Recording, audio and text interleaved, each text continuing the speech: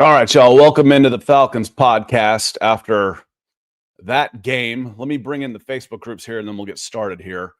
Atlanta Falcons on SI, and then we will be to X, to YouTube, to Facebook, and we'll be good to go. And let's get somebody's got to get going around here, right? Come on, Facebook. I'll give it 3 seconds. 3, 2, 1. And if it's not ready, it's not ready. Here we go. Welcome in, everybody. This is the gut reaction to the Falcons podcast after the Atlanta Falcons' embarrassing loss to the Miami Dolphins, in which they were outclassed in every aspect of the game, from special teams, offense, defense, run game, run defense, pass game, pass defense, special teams. Did I say coaching yet? Because if not, I meant to. Coaching. The game is over. It feels like it's over. Does this feel like the beginning of the end to you? Because it certainly does for me, and that's kind of what we said coming in. We almost didn't want to speak it into existence. This was a game this team needed to win, coming in at 3-3, losing to the San Francisco 49ers, and even in the game, even their record at 3-3 was no great sin. That's a tough team on the road. Even just losing a game, it's week-to-week league. It happens. But the Falcons in their last two losses, the 49ers, they couldn't move the ball at all. They got skunked in Carolina in an embarrassing 30-0 loss. And this one was 34-10 in a game that didn't really feel that close. It's bad, y'all. It's bad. We can get into all kinds of things, and we will in this gut reaction. I want to say hello to some folks that have come in.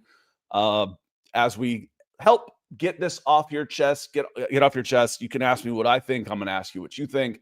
And we'll talk about this game and where the Atlanta Falcons go from here. Jay Scoom, he says, I called it. Yeah, I'm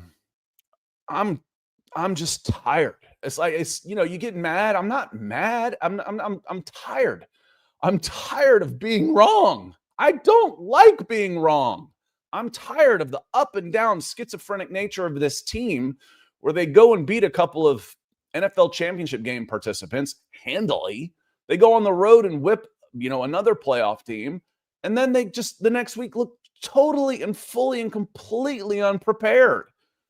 I give the ESPN crew some shtick about their record now. This would drop them to, they were 3-12 going into last week. I think they moved up to 5-13. This would make them 6-15 in their predictions. I don't know that I'd do any better. I mean, wouldn't most of us have predicted this win? There were 7-point favorites going in. Well, what about the injuries, Scott? What about the injuries, y'all? The injuries aren't an excuse. That team was beat up too. The 49ers were a mash unit out there. You've got the best backup in the league. We'll get more into that here in a little bit too. I want to say hello to some folks who have come in. Dantes Jackson, thank you, my friend, for being a member. He's got that Falcons logo right next to his name as one of the members of the Falcons podcast. And yes, I said we'd go live. Hello, that's me. That's an old. I'm starting to feel like a fraud. That was like 10 years ago. I don't look that young anymore. I'm gonna have to get that changed. Ozark says the dirty birds indeed. And Rusty has been out on this hire ever since. I've said since day one we made the wrong hire with Raheem. And all of his coordinator hires have been horrible. Time to move on. We were going nowhere with this staff. I do like Ulbrich. I think he's done a good job with his defense. They didn't have a good game today. I've seen good things from Jeff Ulbrich. I think Ulbrich is a good defensive coordinator. So I will go with that one. Zach Robinson has regressed in a big way, has failed to adapt. He had the number 6 in total offense last year. Number 15 in scoring offense last year, and it's gotten significantly worse. There have been some injuries. We talked about some of the regression that might happen from some of the players. But as I've said before, if your offense is dependent on Darnell Mooney and Ray McCloud, when you've got a top 10 pick, a top 10 pick, a top 10 pick, and a top 5 pick at skill position players on offense besides those guys, and your offense is going to fall apart because you don't have Ray or Darnell Mooney healthy, then you don't have very good offense. That's kind of what we've seen here. Corey, I hope you're doing well. He says, are you doing one in the morning too, Scott? Yeah, we'll be here in the morning. We'll call that one the aftermath. This one is the gut reaction. We'll do an aftermath tomorrow morning. Terry, again, he's got the laughing on here. If you can't laugh, you'd cry. I mean, you start to get something going at all, and Bijan bounces one off his knee. So you get a forced fumble for that too in the box score. He wasn't even touched.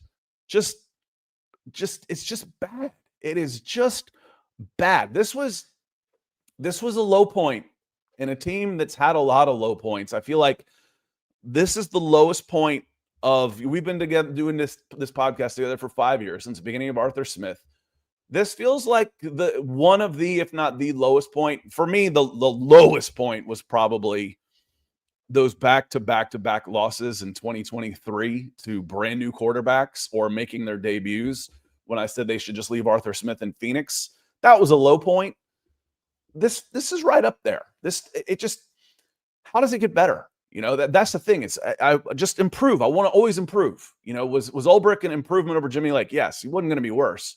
You get better, improve, always improve. Does anybody out there have the feeling that this team is going to get better as the season goes on? Do you have that confidence? Oh, we just need more timing. Michael Penix needs to get out there and he needs to get more rhythm and more experience. Do you think that's going to help? Do you think that's going to make this team better? Or do you think it'll continue to be the schizophrenic team that we've seen that will show up against New England and beat them next week, but then lose to the Saints? And not just lose. When they're losing, they look so unprepared. They're losing in just spectacular fashion. What does that come down to?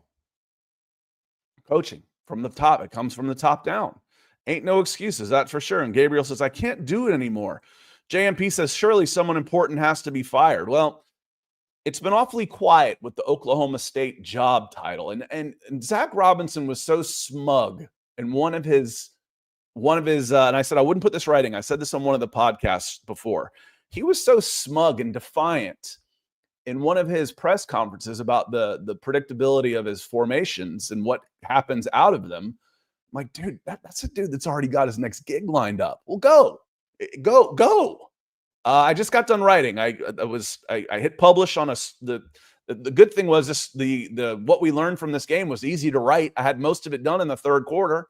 We learned that Raheem Morris is in trouble. Zach Robinson is toast. Kirk Cousins is a disaster and has been since the minute they signed him. And it's time for a change. Arthur Blank, he won't do it tomorrow.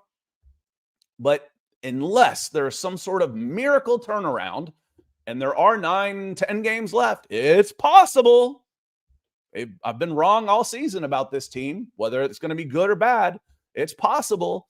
Sure doesn't feel probable that they can string together consistency enough to win 10 games. They're 3-4.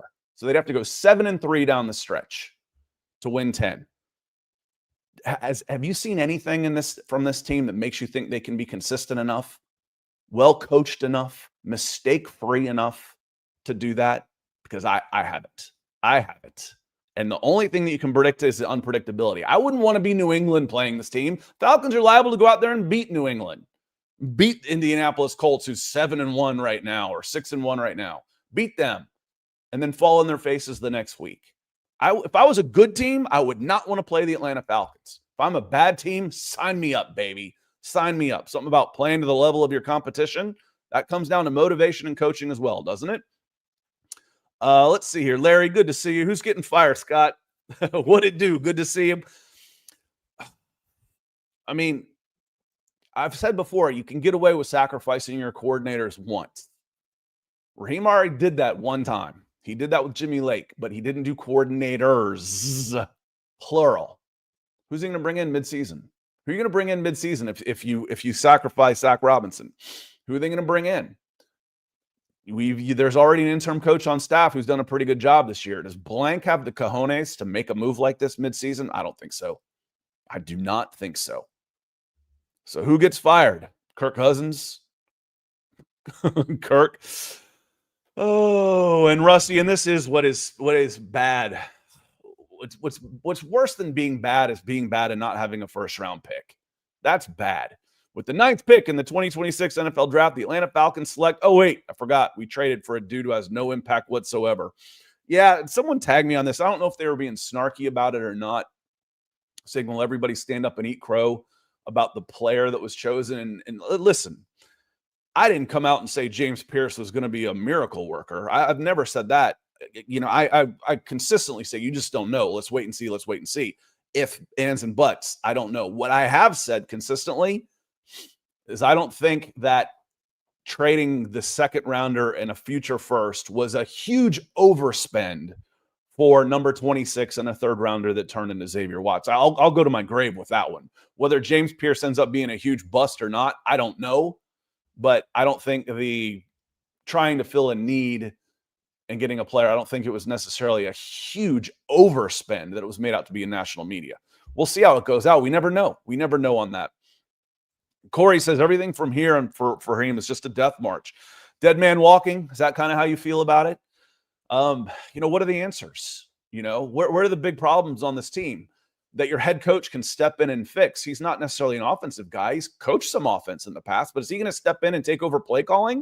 Is he going to hand it to TJ Yates, who's never called plays before in an NFL game? What's the answer? Michael Penix is going to come back. Oh, you had your quarterback was hurt and your wide receiver was hurt. Yeah. And you were supposedly kept Kirk Cousins because he was more valuable as a backup. What did I say all offseason about the best backup in the league? Guys who don't want to be there do not make great backups.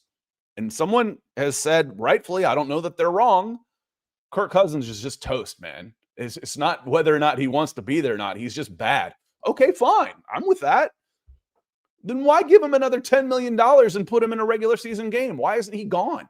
Cut your losses. Why are you not playing him in the preseason? Those are the things, the premeditated decisions like that make me mad. Why not play Kirk Cousins in the preseason? That's asinine. The guy hasn't played in almost a year, and it showed. Well, he was terrible anyway. It wouldn't have mattered. Well, then why is he here? Why are you paying him another $10 million? You can't figure that out in the year. You've got this scouting department. You can't figure out that he can't play, and you don't need to spend $10 million on him? Man, the way he looks out there, though, he might contemplate retirement once he finally gets cut by the Falcons. He might contemplate retirement on that because who's going to bring Kirk Cousins in to be a starter next year? Even a 6-week bridge starter to your rookie quarterback like Russell Wilson has now become. Who's going to do that? I don't know. I don't have an answer for that. Corey backing it in again. He says, the problem isn't Raheem, it's blank. Yeah. I don't say you're wrong on that. Everything after their decision to sign Raheem is just the result. Blank 6 coach is a bust again. 7 won't be better. That doesn't mean you don't keep trying, though. I don't feel like this is a Cleveland Browns Bill Belichick situation. Has Raheem shown you the acumen out there, the game day decision making, the challenge ability to look up at the board and say, oh yeah, you got the first down. Let's throw a challenge where you feel comfortable with him running the show? Do you feel like Raheem's the guy? He's just in a bad situation?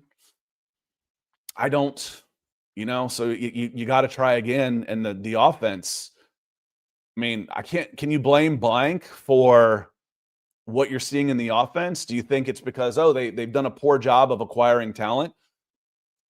And, well, they've had injuries, Scott. I know they're on their third right tackle, and they were on receivers 4, 5, and 6 today. You still got Bijan Robinson, Tyler Algier, and Kyle Pitts. That's more than some people have. And you've got the most expensive backup in the league out there. What was the excuse for San Francisco last week with a backup quarterback and their 3rd, 4th, and 5th wide receivers and their starting linebackers making his first appearance of the season because he's never played a game? What are there aren't any excuses. So for me, Corey, it's easy to say, okay, and I even put it in writing a few minutes ago. I published right before I came on. You can blame blank. You can blame the boogeyman, Rich McKay. But at this rate, there's a house cleaning coming. And whether or not you think it's going to help or not, it might not, but it's coming. It's coming. Blank's not going to fire himself, and Rich McKay's not involved. That's why I call him the boogeyman. Blank can't fire himself. There's a house cleaning coming the way this is going. How soon? Another game like this where they look completely unprepared, outcoached, outclassed, don't care. Miami Dolphins, that's what they looked like last week against the Cleveland Browns. They looked like they were done. And they came in here and just completely outclassed the Atlanta Falcons in what I put in the title right up here. An embarrassing loss. It's not that the loss, just like I said, the Carolina Panthers beating the Falcons isn't a fluke. And hell, beating them 30-0 might not be a fluke either, the way this team shows up from time to time. It's not that they lost, it's how they lost. Y'all, it's how they lost and how unprepared they look that makes it embarrassing. I'm not embarrassed. I wasn't out there, but they should be embarrassed. And again, maybe I am a little embarrassed because I picked this team to win. I go on other people's podcasts and say, yeah, the Dolphins look like they're cooked, like they're not playing for McDaniel anymore, and the Falcons have played pretty good at home. And I look like a complete idiot. Maybe I am a little embarrassed. I don't like looking stupid. I do that enough on my own. Devron, good to see you. So the sad thing is, oh golly, we're sharing a brain here, brother. He says the sad thing is, what does Raheem excel at? Exactly. What's he going to step in and fix? I thought he was a great motivator. They look motivated. How do you get beat? What is that now? The garbage time touchdown to make it 34-10. That'd be 64-10. I can do that much math. 10 plus 0 is 10. 64-10 to the Panthers and to the Panthers and the Dolphins. There's no way I believe with these terrible letdowns this season. I'm with you. You can think that it'll never, ever get better as long as Arthur Blank is in charge. That doesn't mean you can just let this keep going. You can't. I don't think Raheem Morris is the guy. I didn't mind the hire. I really didn't mind the hire. I thought, okay, there were two guys 15 years ago that I absolutely could not stand that were young coaches, cocky, arrogant, blowhards that got humbled, and worked the way back up through. One was Raheem Morris. Oh, man, I couldn't stand him at Tampa Bay. 32 years old. He'd admit it, too. I was a punk kid. The other was Lane Kiffin. I love Lane Kiffin now. I love him. Couldn't stand him. I knew some guys that worked for him. Couldn't stand him. I like Raheem Morris with the Rams and what he did coming up for the Falcons. Humbled, learning. But it doesn't look like he's got it. The Peter principle doesn't look like he's good enough to be a head coach. It doesn't look like he's good enough to be a head coach right now. I'm with you, Devron. I'm with you. Stats are for losers, right? How about some of these stats? Miami Dolphins with the league's worst defense, 24-11 in first downs. The Falcons were 0 for 7 on third down before converting a 3rd and 1 in the fourth quarter. How about time of possession? 38 minutes time of possession to 22. 33 minutes leads the league. Penalties. One calling card the Falcons have been able to say is they were the least penalized team in the league. Now, they played one less game than everybody else, but even by yards, I think they were still the least penalized team in the NFL. They were giving up 38 yards a game in penalties. Hell, Felipe Franks had that many in penalties. What's 84 doing out there on special teams? Special teams. Oh, we got into this before. We've gotten into this more than once. The special teams have been a disaster for 2 years in a row, and Marquise is being held over. Clean house. It's got to be. It's a clean house. There's too much talent to fall flat on our face like this, Antonio. Antonio, thank you for the super, my friend. And there is, and yes, there are some big injuries out there. There are, okay? Zach Harrison has been one of the Falcons' best players on defense. He's out. Billy Bowman helps a whole hell of a lot in the run defense. He's out. LaCale London is one of the better run defenders. He's out. Mooney has been out all season. Ray McLeod is gone, and Drake London was out. Those are your top 3 receivers from last year. Well, they came out and spammed the ball to Kyle Pitts to begin with. Figured that out. Hey, let's jam Pitts at the line of scrimmage, and he's done. Now all I have to worry about is David Sills, Kaderil Hodge, and Casey Washington. Oh, and a guy who can't get him the ball anyway in Kirk Cousins. Anybody want to take back the Kirk Cousins is the best backup in the league thing? Because he ain't. And frankly, having a guy on your team that doesn't want to be there as your backup isn't the world's best idea. It goes way beyond that.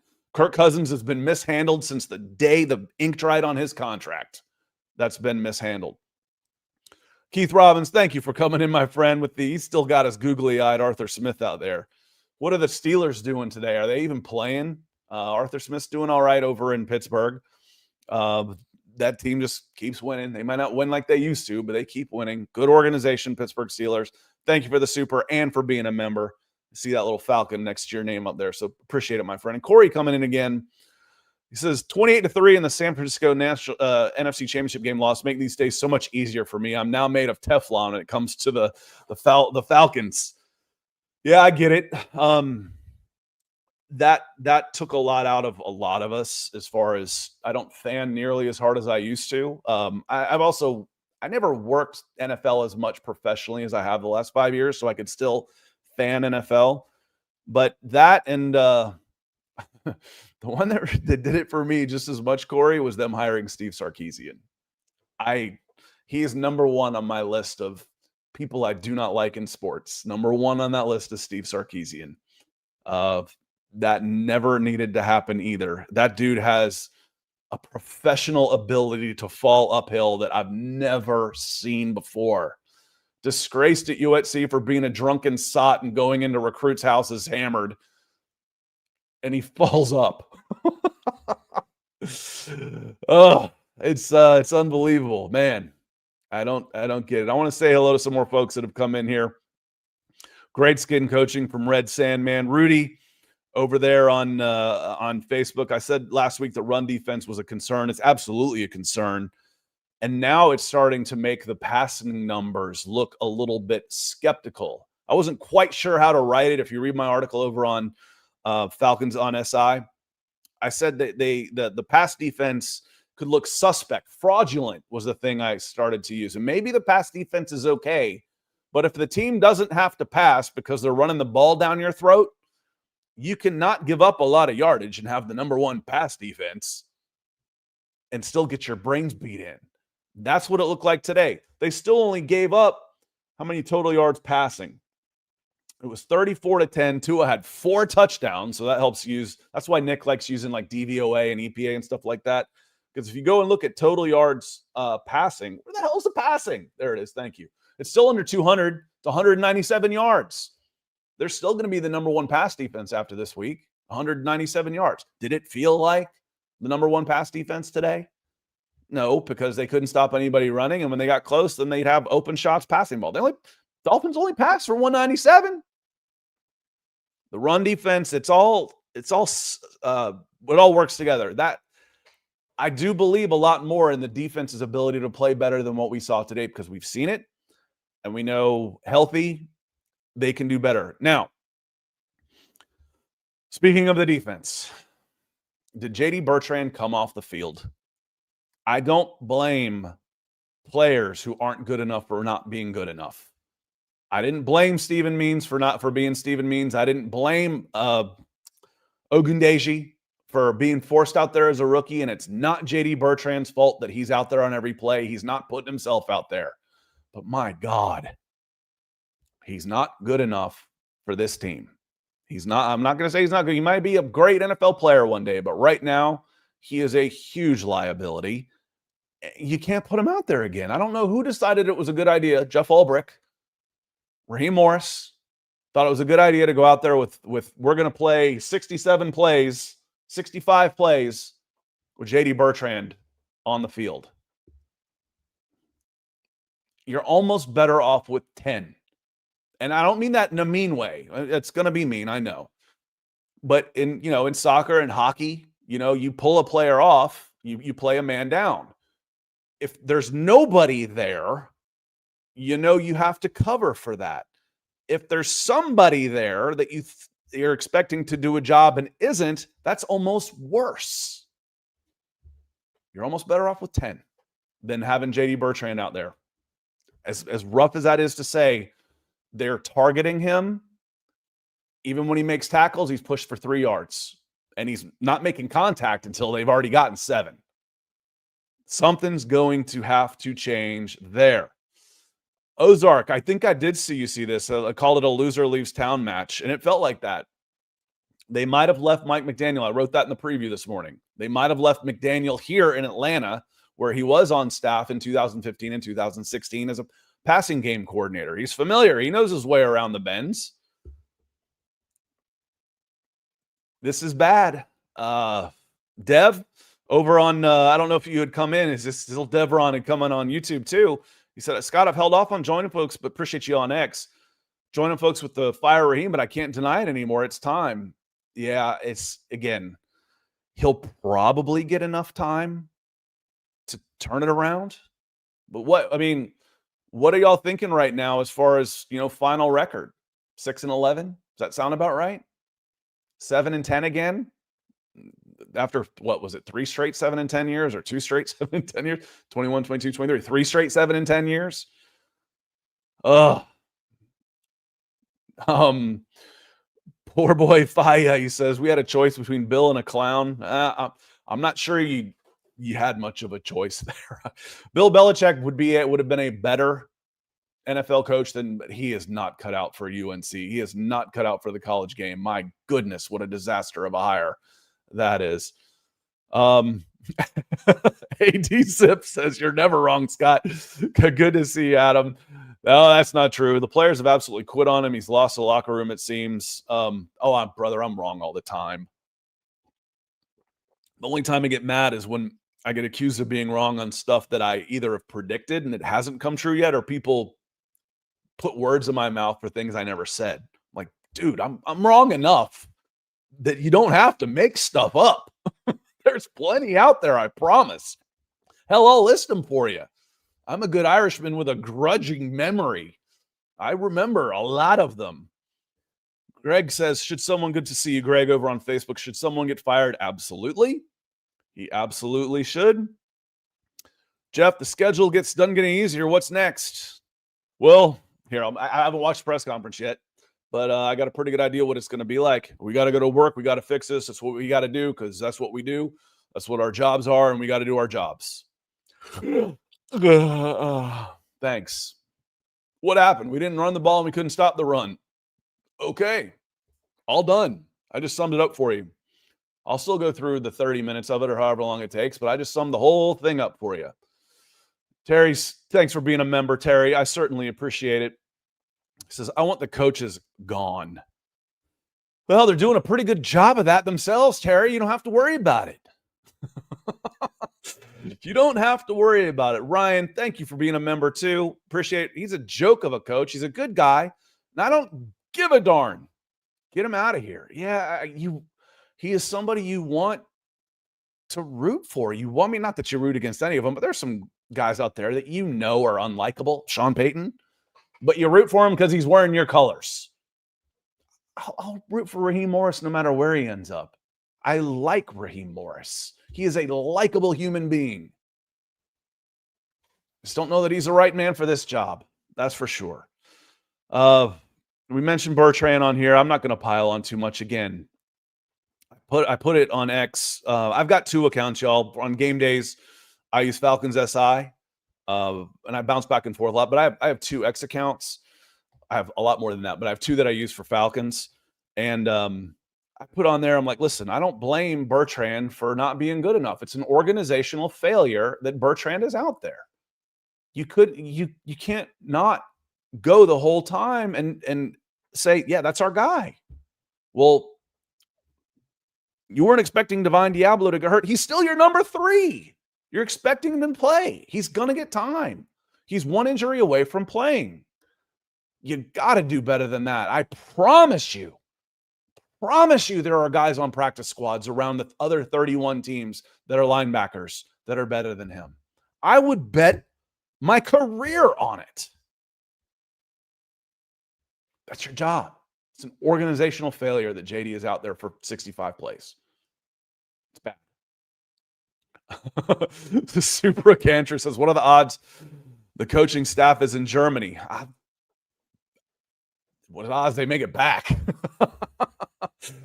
Oh man, the only and that's where in 2 weeks. So they got to get through New England first. Play on the road. They've been pretty bad on the road, except for the game against Minnesota. And Drake May's playing a hell of a lot better than JJ McCarthy did that day. And Todd Smith says the only winner today is Zach Robinson's realtor. Yeah. Again, the lifespan of an offensive coordinator is almost always 2 years anyway. because either they're good and they get hired, they get a promotion somewhere, or they're bad and they get fired. And then they end up a quarterback's coach somewhere else and try and work their way back up the ladder again. So 2 years. So the idea of, hey, we want to draft Penix and get him in the Robinson system so he's ready when he's ready to be a starter. Well, that's 3 years down the road was the plan, because Kirk was supposed to be the starter for 2 years. He's not going to play for Robinson. Well, he is this year. Oh, and Greg says, I'm embarrassed. And yes, I went through a lot of the stuff as I was writing what we learned from this game. I didn't write a lot about Zach Robinson, honestly, because it felt repetitive. It's like, yeah, we know. I just put one line in there about, the Oklahoma State job, and Falcons fans would chip in for his buyout and help him pack.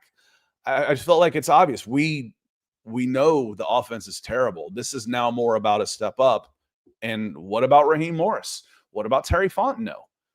Terry Fontenot, this is his 5th year on a team that looks like it's about to have his 5th straight losing season. Well, it's not all his fault, and Rich McKay and all this. Listen, okay, fine. It doesn't matter. If I walked into that job in 2021 and said, here's my 6-year plan, we're going to have a winning season. We're going to lose for 5 straight years. But in our year 6, we're going to be ready. We're going to have all this worked out. Salary cap problems, draft. Year 6, that's it. We're going to go to the playoffs. Would I have ever been hired? Hell no. 5 years is a lifetime in the NFL. It's a generation, at least half of one. We're going to clean house, man. Unless there's some sort of miracle turnaround, they are going to clean house the way this is going. They're not going to get 3 years. That's typical, because this wasn't a 3-year project. Terry Fontenot inherited a 3-year project. 2021, fix some salary cap stuff, draft your unicorn tight end. 2022, cut the salary cap down. You get rid of Julio. This all didn't happen in 2022. Julio, Matt Ryan, eat all that money in 2022. 2022. Deion Jones, eat all that money. Spend big in free agency in 2023. That was the year. That was year 3 for Fontenot. Fell flat on their faces because of the quarterback situation. Trini, he's back too. I've been slow to be on the Raheem calls, but I'm with you. Oh man, and Ray Moon says, Raheem's got to go because Z-Rob was his hire. So was Jimmy Lake. If you're gonna be, it's okay to be a CEO style of head coach if you're making the right hires. If I'm surrounding myself with great people, it's okay. I don't have to call plays. I don't have to just organize and make sure that everything is running well. When nothing's running well, what the hell am I doing here then? It's bad. It's bad. And as I'm not sure I want to read that out loud. It seems like it would come off poorly. So, F-Tone, it's time. It's time. Let me see here. I want to hit, looks like I got at least one more. Here we go. Corey, you got a couple supers coming back in. Jerry Gray will be my choice for the new head coach. He's mean, plus he's the assistant head coach now. We need some mean. How far has he ever gone? Has he ever even been a coordinator? And I still feel like you got to go offense. Golly. They tried that with sort of. I mean, under blank, they went offense. I don't even count Bobby Petrino. I really don't. But they went offense. Who was his first hire? Mike Smith, defensive coordinator. Dan Quinn, defensive coordinator. Jim Mora, defensive coordinator. Arthur Smith, offensive coordinator, but an old school run the ball smash mouth offensive coordinator. That's almost like a defensive coordinator. Raheem Morris, defensive coordinator. Brother, don't they have to go offense at some point? So you're not losing these guys. Dan Quinn with Kyle Shanahan was a hell of a combination. Mike Smith was a really good head coach. In fact, winningest coach of all time for the Atlanta Falcons. Don't they have to go offense, man? If I've got Michael Penix and he's my future, don't they have to go offense? Terry says, why are they always in the I formation? It's not working in the pistol. So the I kind of looks like an I because it's a shotgun, but in the pistol is a shotgun with the dot, with the behind him. It's and again, I haven't studied the formation enough to know this is why it works, why it doesn't work. What I do know is if you're run or pass nearly 100% of the time out of a specific formation, I'm already tipping my hand. What do they say is the hardest thing to do in sports? Hitting a baseball? Gets a little easier if you know a fastball is coming. Doesn't mean you can do it, but it gets a little easier. What about playing offense when you're tipping your hand? Hey, we're running it. We're running it. We're running it. They're running it. They're in the pistol. They're running it. And if not, they're not throwing it to anybody anyway because they don't throw it more than 5 yards. It's dreadful. I don't think this offense is predictable at all. We go based on what the defense is telling us. I couldn't believe he said that. I talked to a lot of defensive coordinators, and they say it causes them a lot of problems. So we're going to go with what the defense is telling us. My God, man.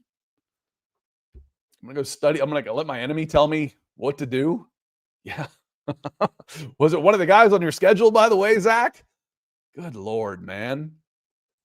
Corey, thanks again. Get your brown paper bags put over your head. I may wear one in my own house while watching next Sunday. I travel a lot on weekends with my kids' sports, which is almost done. It's like 4 more years, but that goes fast when you're my age. So I'm not always around on Sundays. That's why I've never done these before, the gut reactions. I'd love to do them. I mean, we've got 600 people watching right now. I love it. Thanks for being here, y'all. But I'm not always around. I'm here next weekend too. The weekend after that, will be in the Air Force Academy. How cool is that? Going to visit the Air Force Academy in 2 weeks. So I won't be here for that Sunday when they're in Germany. So golly, maybe I will be here because it'll be on like 5 a.m. So I love to do these. And I'm not always around, but you don't need your brown bag. The Falcons fans that were there, I don't necessarily like booing amateurs, but even at the college level, those guys are pros now.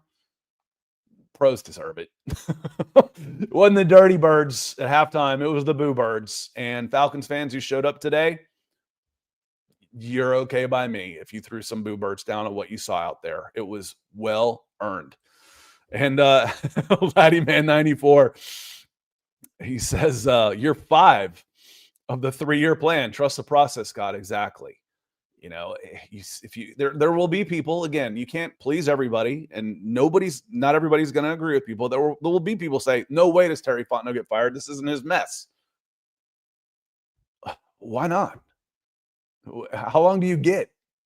5 years, like I said, is a lifetime. How long do you get to not have a winning season? That's the general manager. Well, he's not the one who hired Raheem Morris. He doesn't even answer. He's right. You're right. 5 straight years without a winning season. He's never had a winning season. He hasn't built up any capital. We won't mention he's a former Saint.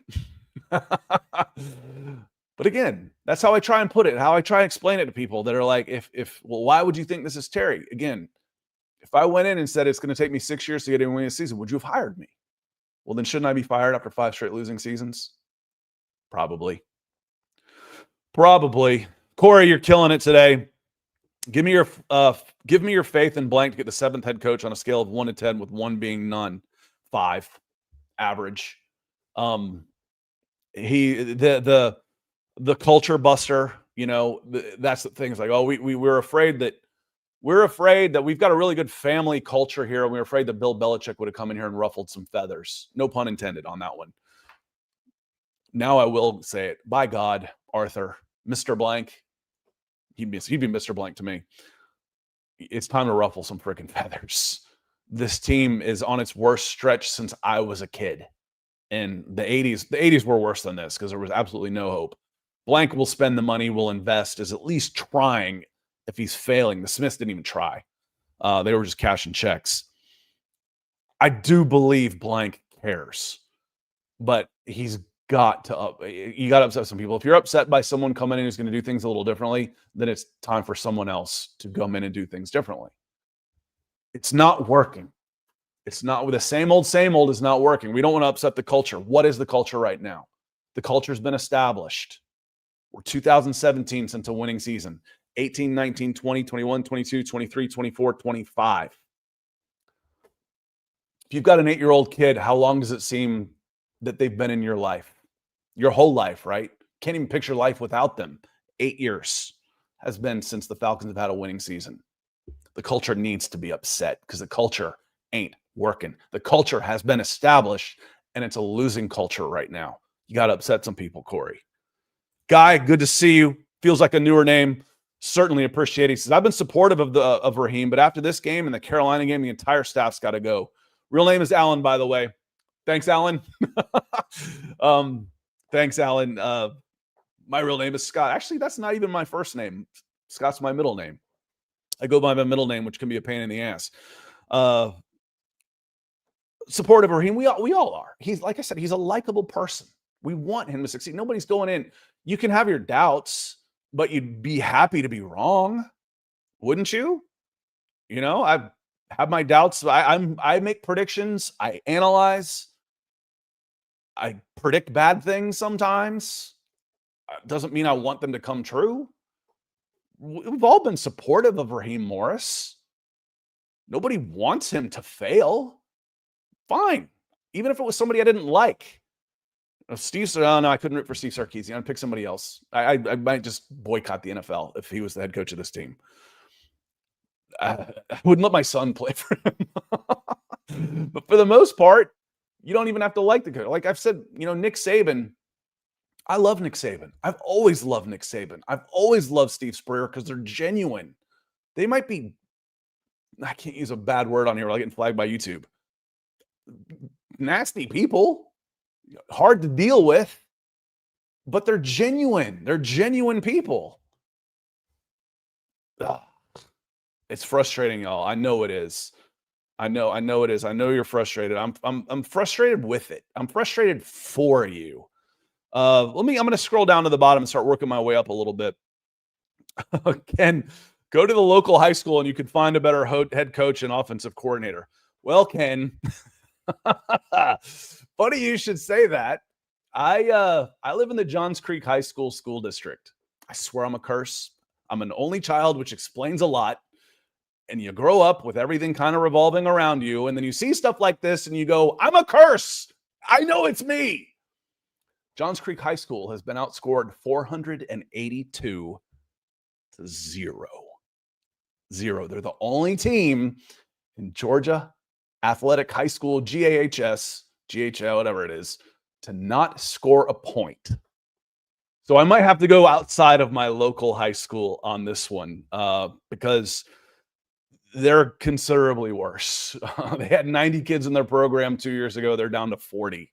They've got 9 players in their junior and senior classes that have been with this guy he's got a 25-game losing streak. He's 1-28 and has been outscored 482-0.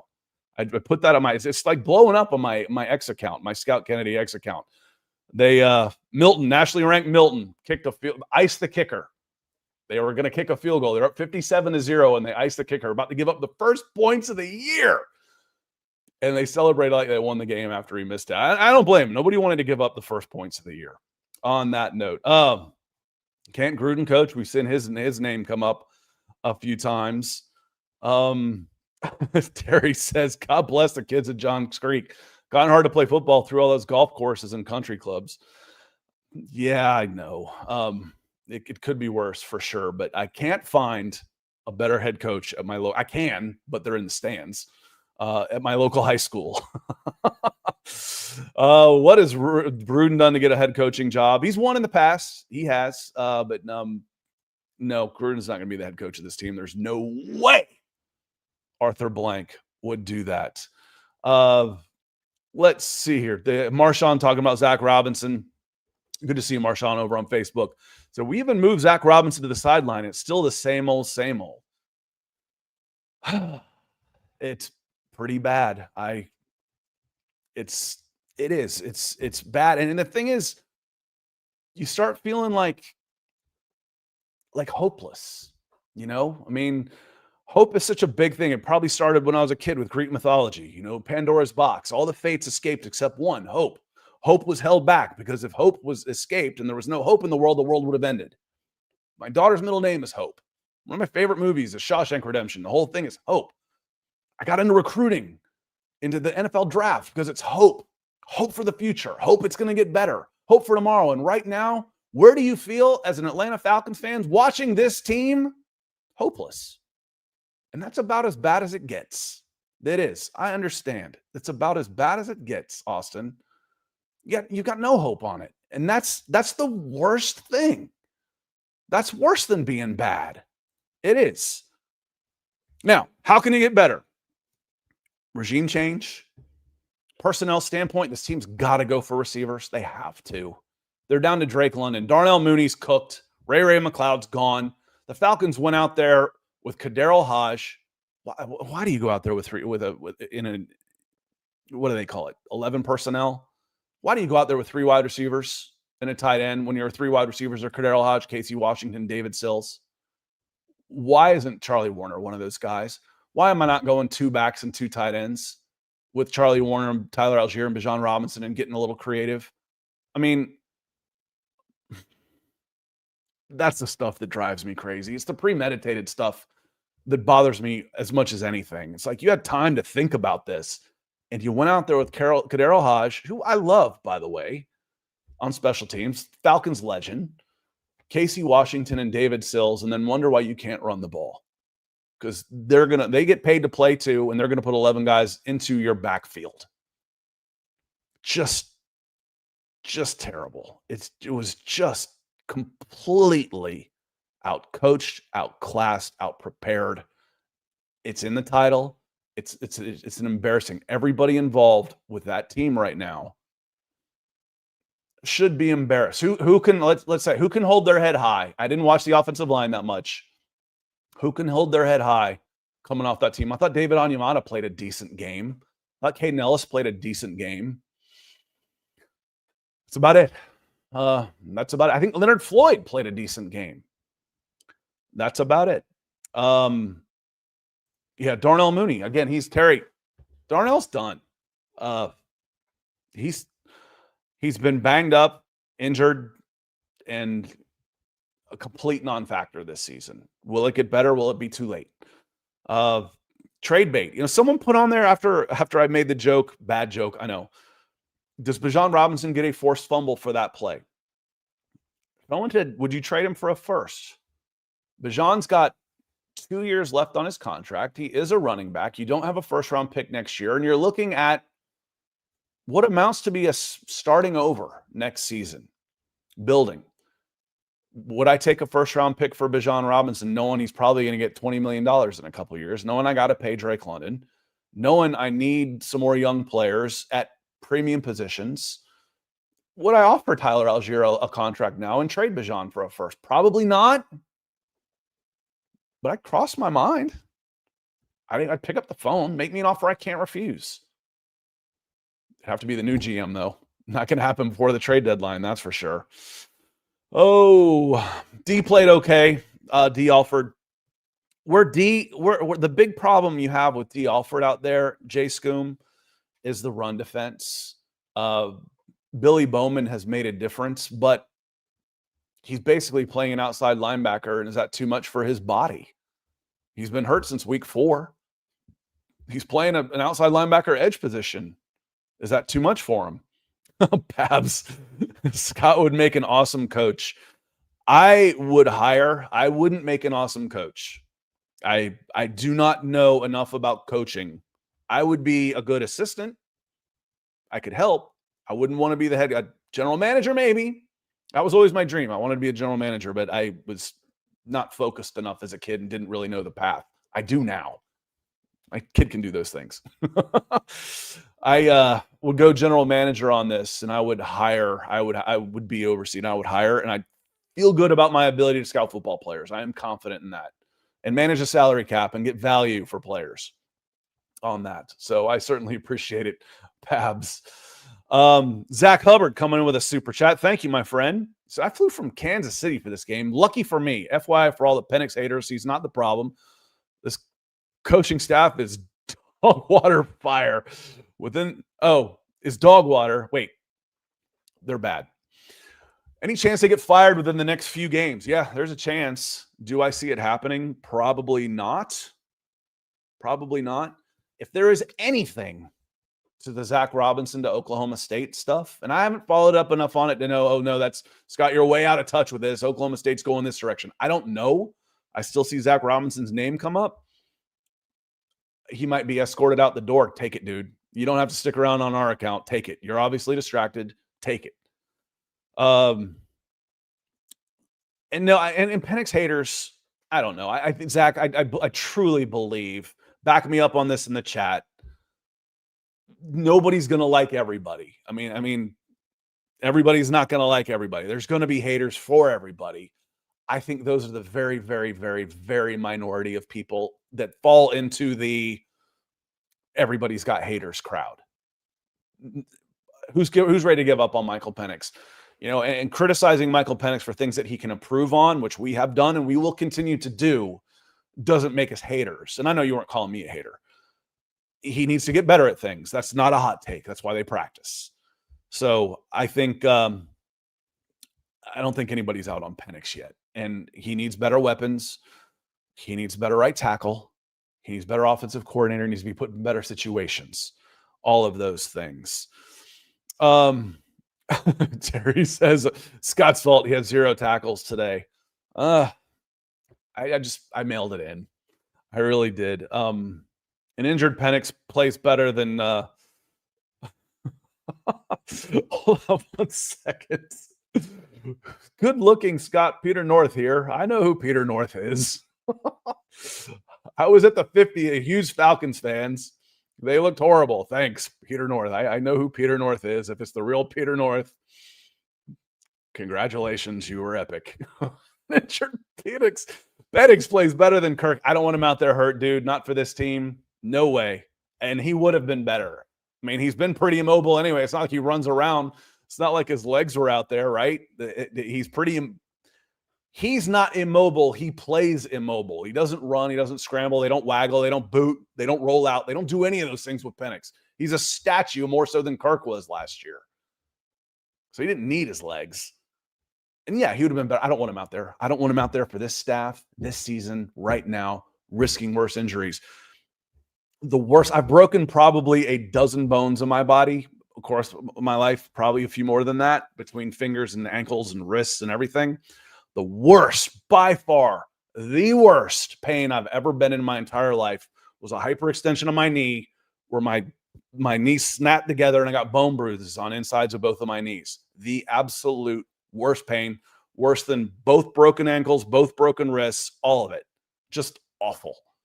So I don't want him out there. I don't want to risk him. They should have gotten rid of Kirk Cousins in the offseason. They absolutely should have. Aaron Killingsworth, good to see you with a good question. He says, do we go wide receiver early in the draft next year? And what's the chances of Algier staying on the team? The chances of him coming back are going to be pretty low. I think he's going to be in the 8 to 10 million range.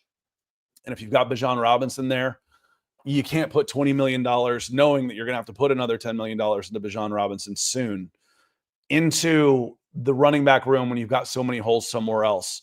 And yes, I believe you go wide receiver early in the draft. You should have some money. You're going to have to pay a lot of that money to Drake, but with the cash that Arthur Blank is willing to spend in signing bonuses to ease the salary cap issues, you might be able to get a decent deal on Drake for the first year and allow to get some help. But second round pick looks like it should be in the 40s somewhere. You can get a good wide receiver at 40, but you got to go offensive tackle too. And at some point, by God, they've got to go corner again. They haven't gone day one or day two at cornerback since AJ Terrell, and it shows. It shows out there. Run it up, Jackson. The DC needs to be promoted to head coach. My text messages with my friends say the same thing. Just make Jeff Ulbrich the interim and get it over with. I don't see it happening. I really don't.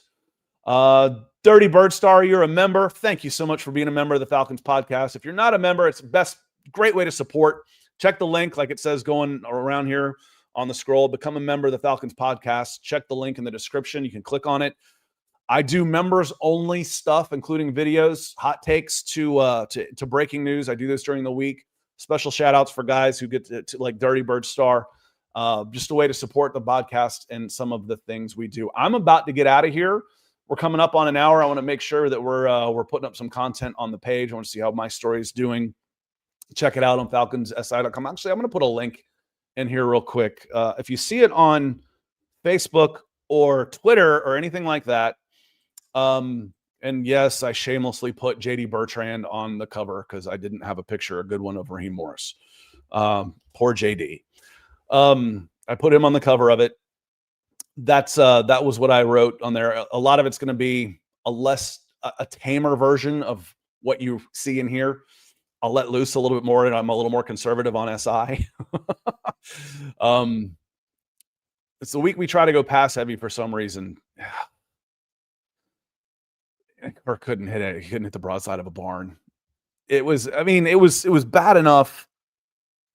Looking back at some of the predictions I made in the offseason about just a one-away guy being a bad choice for a backup. You're not getting the best from him during the week. You're not getting the best from him during practices. I saw that during training camp. This isn't true, but I'm not saying this happened, but it crossed my mind. Do you think Kirk's laughing his way over there as he's stinking it up? I don't. But I've got 10 voices in my head, and that was one of them. This is Kirk's revenge. It crossed my mind. Kirk showed why he should have been traded. Actually, run it up, Jackson. Kirk showed why he couldn't get traded. Falcons wanted the money back for him, probably $15 to $20 million. Who was getting him $15 to $20 million? Kirk showed why they couldn't trade him. Now, why they decided to eat another $10 million, not play him in the preseason to knock off some of the rust, I don't know.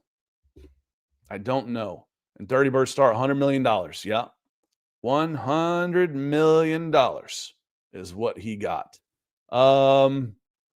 Christy Tyler, another member coming in. What team is going to be Bijan's Eagles that saves him from a bad team to win a Super Bowl with him? They let Saquon walk, didn't they? To be fair, how many guys in recent memory, Brett Favre immediately comes to mind. How many guys have left the Falcons and just gone on to be stars? Julio Jones? Nope, he was washed. Matt Ryan? Nope, he was done. Deion Jones? Nope, he was done. Grady Jarrett? I don't think he's even played in a month, y'all. I meant to write that up. Revisiting the decision to cut Grady Jarrett. He missed 3 straight games. I don't think he's been nothing. Grady Jarrett? Nope. Russell Gage? Fair, but no. The linebacker had a couple pretty good years up in Green Bay. I don't remember his name. Y'all can probably help me out on that. Bijan is super talented, though. He is supremely talented. Blank will pay him. This isn't the if Deion Sanders had been playing under Arthur Blank, he would have been a Falcon for life. Bijan will be here as long as he wants to.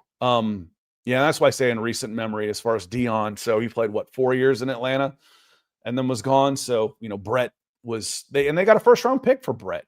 They drafted him in the second. He partied his way through his rookie season, and they got a first-round pick for him. That was a good deal. It's unfortunate they drafted Tony Smith. Who? Yeah, right. He had about 600 yards of career yardage on there. Yeah, the Oluokun had a good deal, but that one, Terry, Foye wasn't on the Falcons. That was when I ran through earlier in the show about the progression of Terry Fontenot's first 3 years. He left in, I think, 2022 when they were broke. They had to cut like $40 million of payroll just to sign their rookie draft class. Baroque. And Foye got like $15 million a year from the Jacksonville Jaguars on that one. That was a good one. The Chiefs need a running back. Yeah, and that's where I thought I wrote it up about Tyler Algier. His trade value might be better. In fact, I'm sure of it. His trade value would be better in October than it was in March before the draft. Anybody that needed a running back was going to take one in a running back rich draft. Come October, things may be different. If they're going to trade Tyler, now might be the time. Why not get something for him? If they've got this game, because I said it looks like at worst they'd be 4-4. Now at worst they're 3-5 at the trade deadline. I'm picking up the phone for Tyler Algier. If you can give me a mid-round pick, 4th. Oh, he's worth more than that. No, he's not. He's not with 6 months left on his contract. Half a season left on his contract. No, he's not. So if I could get a 4th for him, I'd take it. I love him. Trust me, I'm as big a Tyler Algier fan as you'll ever find. Running backs on expiring contracts are not worth a lot in draft picks. Oh, yeah, Nate Landman, he was allowed to walk. Chrissy, that's a good one. That's why you remember here. Nate Landman, they love him out there in LA. To be fair, Nate Landman signed a 1-year deal with $50,000 of guaranteed money. That's where his stock was at when he left. They signed him to a, let's see if you can make the team kid. The Rams did. He's had a good one. And Jake talking about, he says, I don't want Terry doing one more move for this team and Rich McKay needs to be fired. Raheem is a pathetic head coach. Zach runs a middle school offense. You've pretty much covered it all. I don't think Rich is involved really in this team.